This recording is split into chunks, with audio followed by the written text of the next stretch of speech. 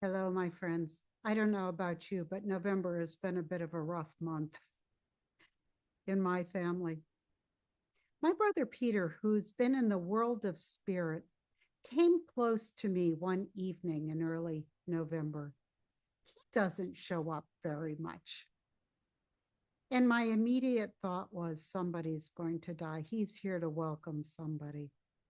And of course, I thought it was my brother John who's doing poorly, that he's here to welcome. Well, it turned out it wasn't my brother John, it was our first cousin Dan. Dan managed to self transition, what we in common vernacular call commit suicide. He'd been suffering with a schizophrenic type of brain disorder for most of his adult life. But for most of his adult life, he also grew flowers, 5 acres of flowers, and he had a subscription flower business with people in the Raleigh Durham area. Can you imagine a better way to make a living than by growing flowers? Dan's brother Pat also died by self transitioning about a year ago. So when I heard about Dan, of course, our first thought is almost shock, but my second thought was was kind of happiness because he wasn't suffering anymore. Dan was a devout Baptist. My husband and I were able to watch his funeral on live stream. Dan was so involved with his church. So it really begs the question of what is life? I asked my guides and angels once what life was. And they said it's a constant exchange of elements, of materials of the earth. It's a constant turnover, a constant change. One form supports or becomes another form. And so when Dan stepped out of life, he was stepping out of this molecular atomic exchange that we know is life. And of course, life is beautiful. And I know Dan had so much beauty in his life along with the suffering.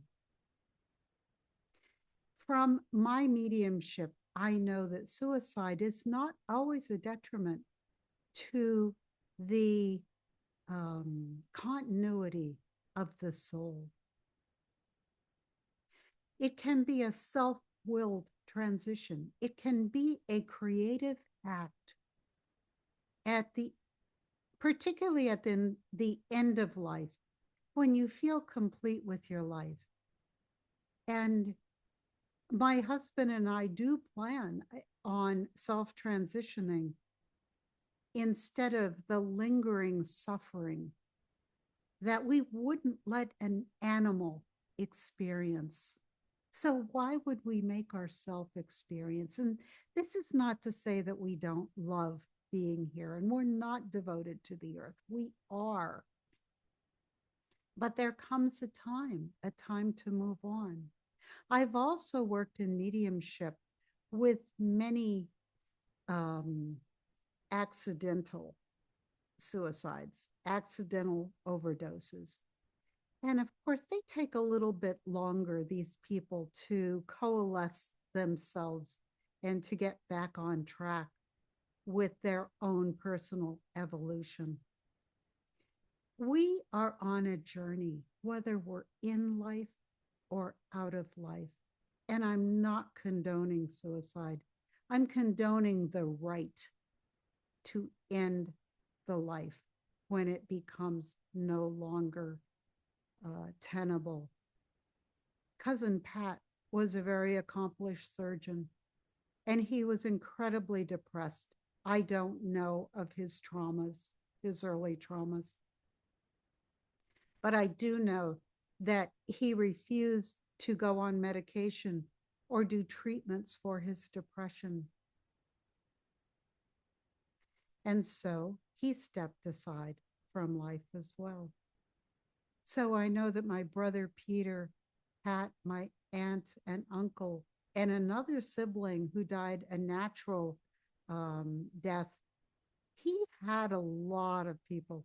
Dan did welcoming him into spirit.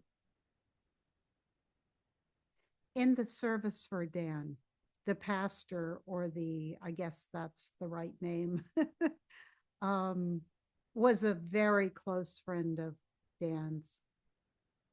And his closing statement absolutely blew me away. He said, "Nowhere in the Bible does it say that suicide is a sin." We're on a continuous journey, folks. We're here and then we're not here. But let's stay here as long as we can. All right. Until I see you again, please be well and please be blessed. I hope to come on again before Christmas. Take care. Thanks for coming.